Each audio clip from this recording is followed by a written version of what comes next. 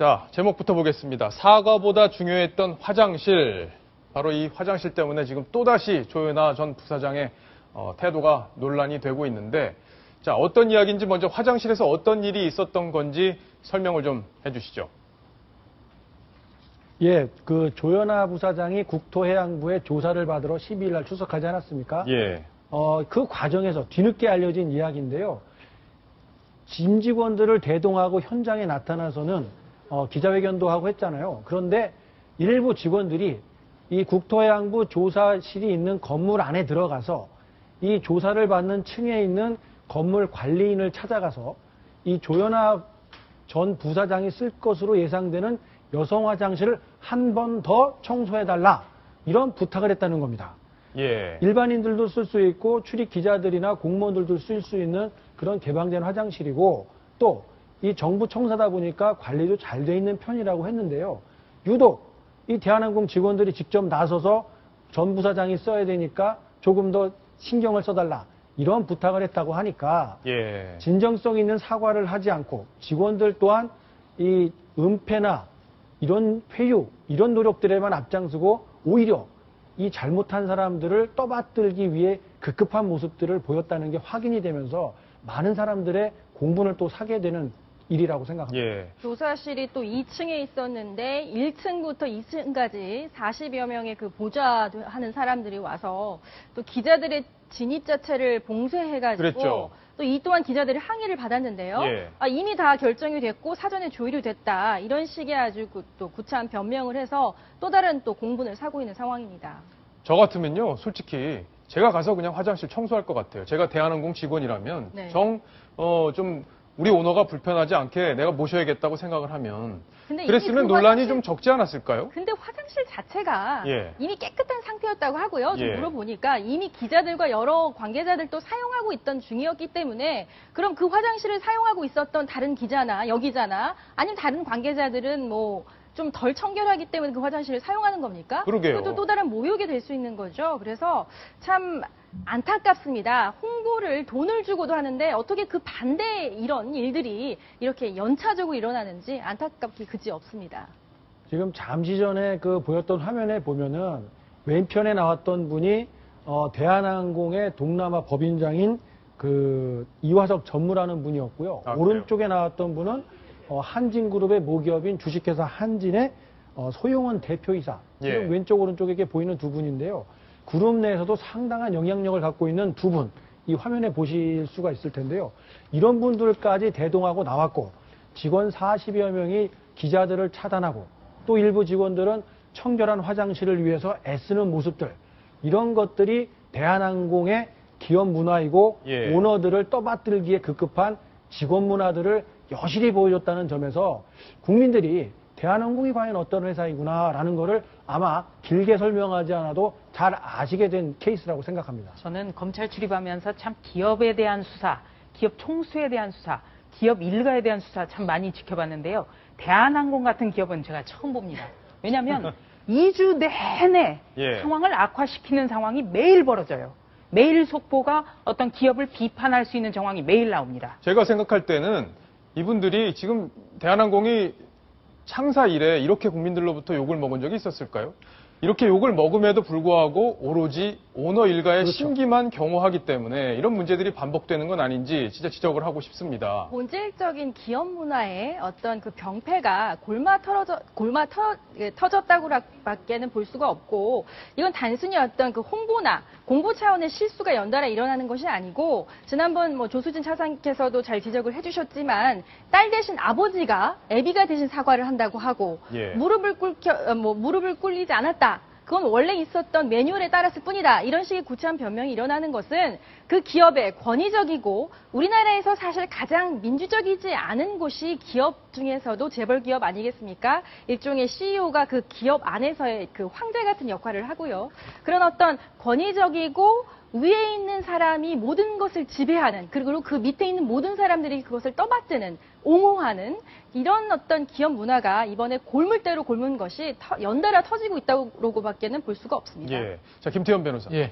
지금 조현아 전 부사장에게 적용될 수 있는 혐의가 상당히 많잖아요. 여러 개 일단 비행기를 되돌린 부분도 여러 가지 항공법 관련한 법들 위반 여부가 있을 테고 또 지금 폭언과 폭행 여부도 지금 당사자가 주장을 하고 있기 때문에 그런 여부도 조사가 진행이 될 텐데 조현아 부사장 구속 가능성이 지금 거론이 되고 있습니다. 어떻게 보시나요?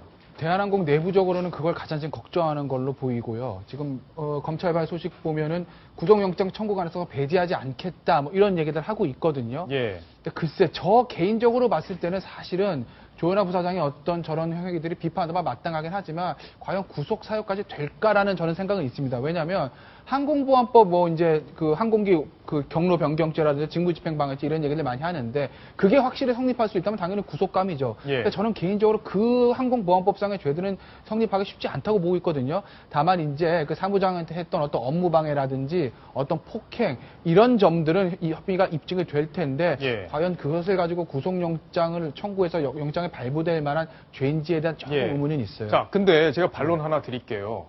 제일 중요한 거 우리가 법원에서 영장을 낼 때 제일 중요하게 보는 게 증거 인멸의 우려가 있을 때 영장을 내주곤 하지 않습니까? 근데 지금 사무장을 찾아가서 거짓말을 해달라 이렇게 직원들이 압박을 했다는 증언이 지금 나오고 있는 상황인데 그런 걸 봐서는 증거 인멸 우려 있는 거 아닌가요? 그러니까 그것 때문에 왜냐하면 그 검찰이 압수수색한 게 굉장히 이례적으로 빨리 나간 것이거든요. 예. 이런 사건이 별로 없었죠. 이렇게 검찰이 빨리 움직인 게.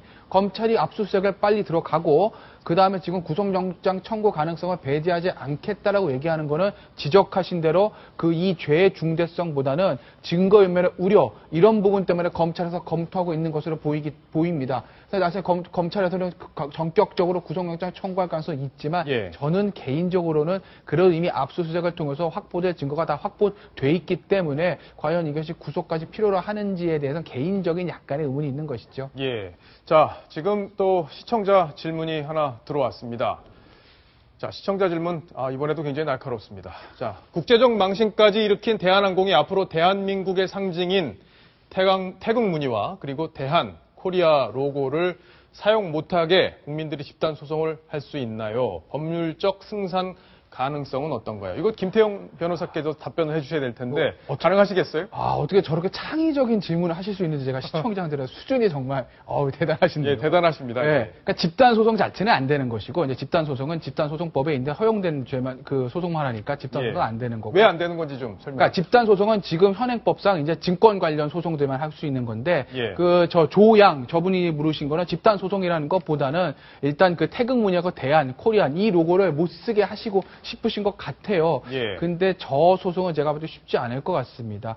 그러니까 대한이나 코리안이라는 게 그 대한항공이랑 어떤 상표가 이미 등록돼 있는 것이거든요. 네. 그 등록돼 있는 것이고 그것이 이미 상표 등록할 때 우리 대한민국, 코리아 이거와는 별도의 상표로 등록돼 있는 부분이기 때문에 글쎄 국가적 망신을 시켰다고 하는 이유로 저 상표를 못 쓰게 하는 소송 자체는 쉽지는 않을 거예요. 자, 그만큼 아마 우리 국민들의 지금 마음이 불편하기 때문에 이런 이야기도 설득력 있게 들리는 부분이 있지 않나 이렇게 또 생각을 해볼 수 있겠는데요.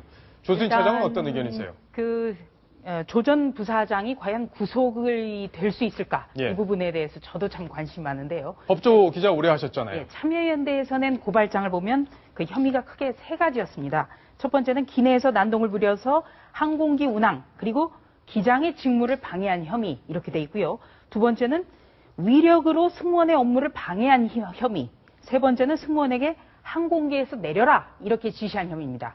그런데 이 기내에서의 그 기내 난동이 워낙 상황이 크다. 이거는 기본적으로 구속이 불가피하다는 게 검찰의 설명이고요. 두 번째는 이 대한항공 측이 최초의 진상 보고서를 작성한 것을 국토해양부에 보내지 않았습니다. 이것은 명백하게 어떤 증거를 인멸할 가능성이 높았기 때문에 검찰이 전격적으로 압수수색을 단행했는데요. 만약에 물론 조 전 부사장이 검찰 조사를 이번 주 받아야 되겠습니다만 이 증거 인멸을 시도하려고 했던 이 과정에서 조 전 부사장이 직접 개입을 했다면 예. 이 부분에 대해서는 굉장히 무거운 혐의가 적용이 될 수 있고요. 지금 서울 서부지검이 이 사건을 수사 중인데 이 구속영장 청구 부분에 있어서는 대검찰청과 협의를 하고 있는 것으로 알고 있습니다. 예. 자, 김정환 기자. 네. 이번에는 조현아 전 부사장의 사과 문제를 좀 짚어보도록 예. 하겠습니다. 사과.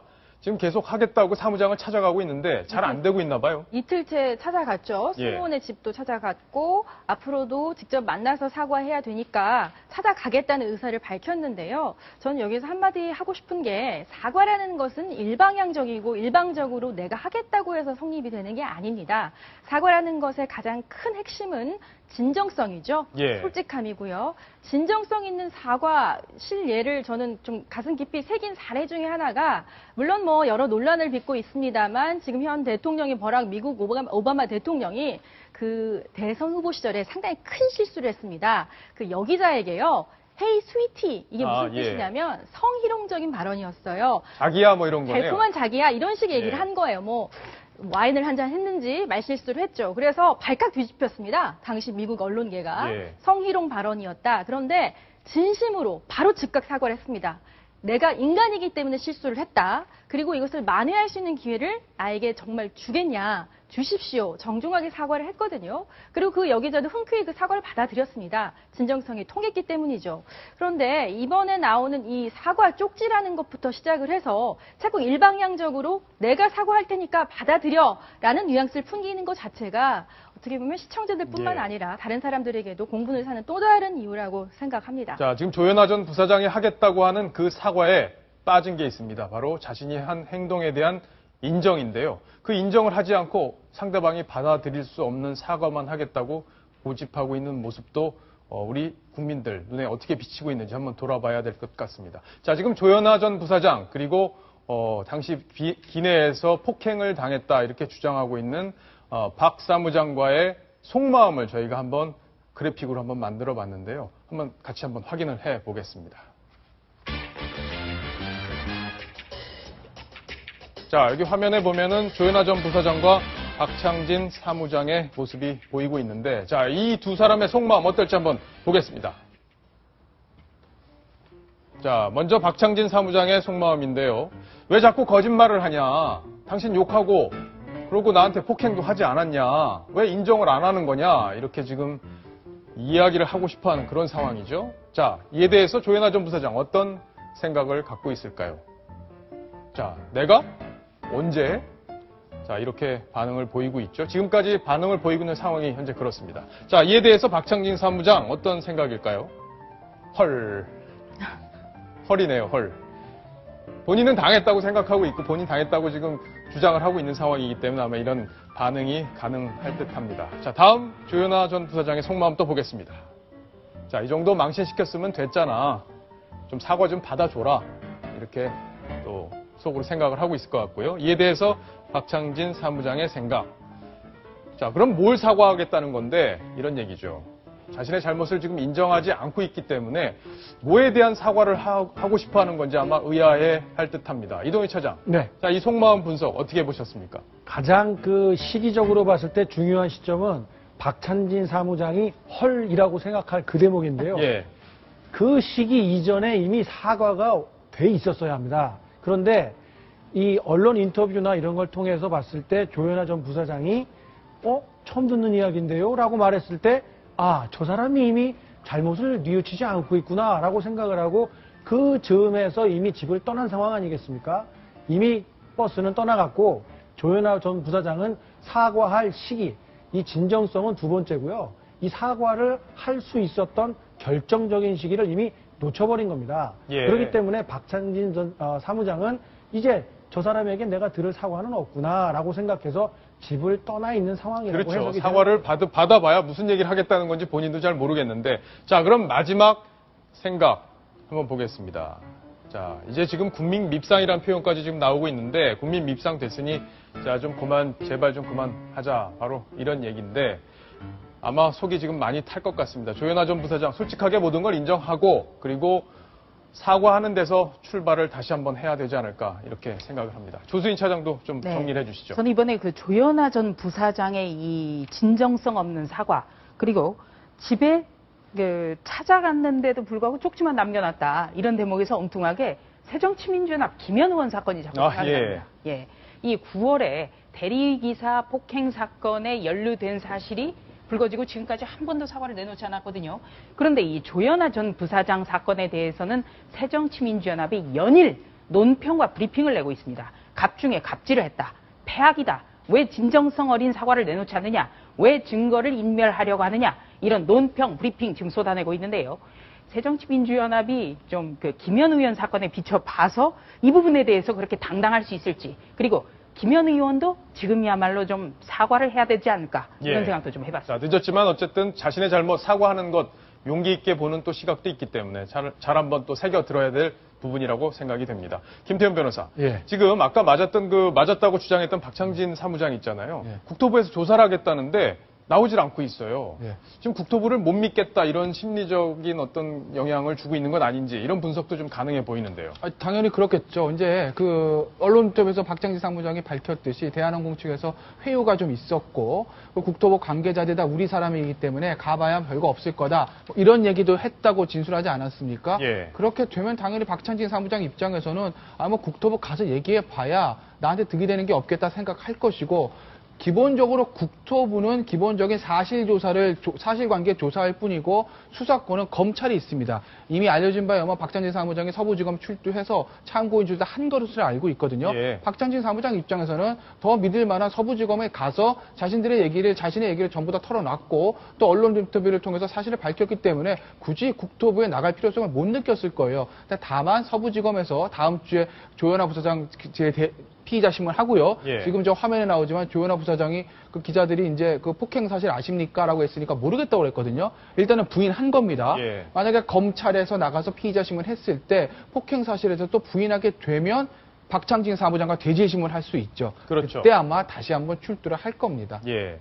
자, 김정환 기자. 네. 지금 저 논란이 계속되면서 문제의 땅콩이 지금 이렇게 패러디물로 등장을 하고 있어요. 네. 그 얘기도 좀 짧게 설명해 주시죠. 그러니까 마카다미아 너트죠. 마카다미아 너트 땅콩보다 조금 큰 이 동그란 하얀색 좀 달콤한 맛이 나는 땅콩 종류인데요. 이것의 판매량이 엄청나게 늘었다고 합니다. 예. 마카다미아 판매량이요. 닷새 동안 평소에 비교해서 1200%가 급증을 했고 예. 굳이 뭐 설명을 안 해도 회양을 하게 했던 그 땅콩 비행기까지 돌려세운 그 맛 이런 식의 아주 그 좀 꼬집는 듯한 대한항공 입장에선 정말 재앙과도 같은 그런 문구들이 등장하면서도 이런 너트가 또 인기를 모으고 있다. 그러니까 인기가 곧 공분과 연관이 있는 거겠죠. 예. 지수와. 자, 저런 부분도 마케팅에서 활용되고 있을 정도로 국민적 분노가 크다고 볼 수 있겠습니다. 이 잘못을 인정하지 않고 그리고 사과를 하겠다는 것, 이건 또 다른 갑질일 수 있습니다. 상대를 다시 한번 모욕하는 그런 사과, 그런 거 해서는 안 된다. 이런 거 가정교육에서 다 배웠을 텐데요. 자, 왜 저러는지 다시 한번 돌아보길 바라겠습니다.